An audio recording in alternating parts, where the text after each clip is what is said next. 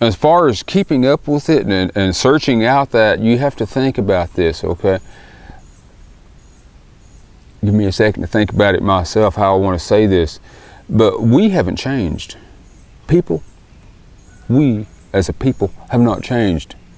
I'm not just saying Cherokees or just Indians. People in general have not changed. We still think the same way we did back then. What was I telling you? It's imagination that makes it all worthwhile. You know, it was imagination that come up with something. If you want to search something out, sure, you can do some research on it and you can talk to people on it, but it's using your imagination. Because like I said, we haven't changed. Our imagination is still the same. You know, the only thing that has changed, technology. That's it. All the stuff I do was technology. Whether it was starting a fire, that was one of the first technologies there is, if not the main one, starting a fire. You watch these TV shows on TV and you see these guys running around starting fires, you know, and wanting to make tools and such, you know, but heat. That is where it's at. You gotta have that heat, you gotta have that food. We're supposed to, I see these guys on TV, they go out and they want to kill something big, you know, they want to kill this or they want to kill that, you know. There's a lot of food out there you can eat. It's just right here on the ground, you know, all this grass, you know, you can eat that stuff right there, you know. It's all here. It's all here. And you have to eat that or your body doesn't work right, you know. Now, I will admit, you know, we used to put food back, you know, we actually put food back, but in the wintertime, I bet we had a very high carbohydrate diet, eating lots of meat. You know, because you don't get fresh greens. Our greens we got now are one thing that comes up early in the winter, or late in the winter, early in the spring, is a wild onion. And you eat that, it's a what we call an awot. It's a medicine. You eat that, you get a couple batches of that, and it cleans you out good. It's a fresh green that comes up early in the spring, while it's actually kind of still cold outside.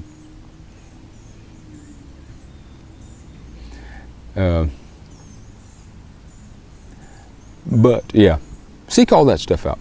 We'll need it. We actually will.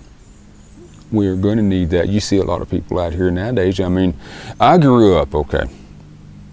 My father had a job. He worked for the BIA, okay. But he was just a old country Indian. Lived out in the woods, ran through the woods. Didn't have parents. He didn't. He was an orphan. You know, so he was left up to his own devices. And that's where I learned a lot of stuff that I know. It was off my father and my brothers, you know, because naturally you teach your kids. But even though, like I said, he grew up and worked for the BIA, things like that, we still went out. We would go out and we'd go hunt, we'd go fish, we'd go gather. You know, our mom was that way too, naturally. You know, she grew up out in the sticks herself. And she knew all them old dishes. So I grew up eating that way. Nowadays, my kids don't so much as I do. You know, and it's just instilled in me when, you know, in the, like I said, late winter, early spring, I still got to get onions. You know, I still got to go get this. When this comes up, I go get it. When poke salad comes up, I go get it. When Coach Ann's there, Coach Ann goes all year round. You can get that anytime. What we call hot dog, when that comes up, it's real nutritious too. Mushrooms, I can't help it. It's just instilled in me that when I see it, I pick it. You know.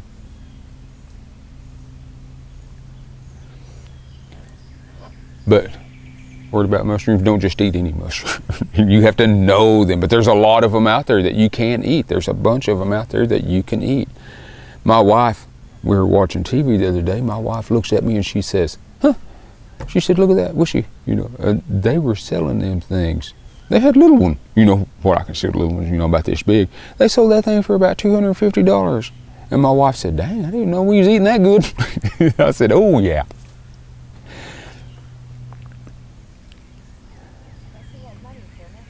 Uh-huh. That is a lot of money. That's a lot of money for a mushroom. And they grow around here. Uh-huh. Yeah. I found them things this big before. Yeah, that should be good. You can do that. Just start selling mushrooms online. I'm going to eat them. But I will give them away. You know, it's not. I usually don't sell stuff like that. Yeah. if somebody sees it, especially around here. Elders, when I get old, I want to show some boy how to get these mushrooms and where they grow and what to look for, and have them bring me wishy like I do people around here.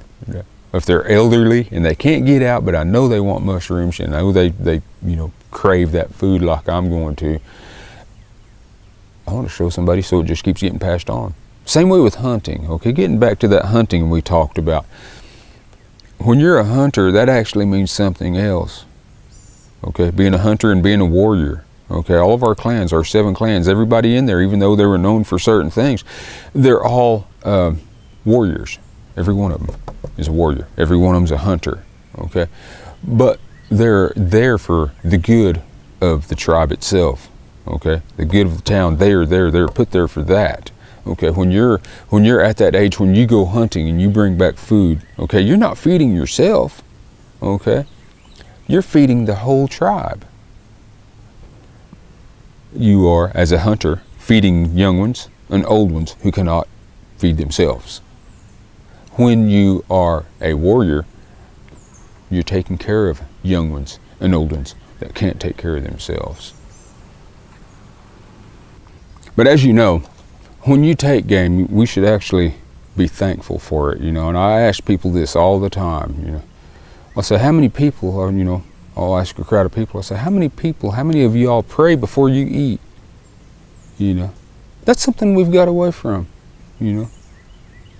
People don't pray before they eat, giving thanks to Unethlanahee for feeding us, letting us eat, That's actually, to me, eating is a very sacred thing, because, there's people out there that don't get to eat, and it doesn't take that much, Wado, it's easy to say. Wado, thank you. But when you give that thanks, when you pray, and you're not really, when I pray, that's what I say, I don't really pray for myself, I pray for other people, I pray for everybody, it doesn't matter who it is, I'll pray for them, when I'm saying, ooh, heap blessings on me, heap blessings, I'm not doing that, when I'm saying watch out for everybody, watch out for this world, because you know how this world is, you know what it's turning into, and it's fighting back.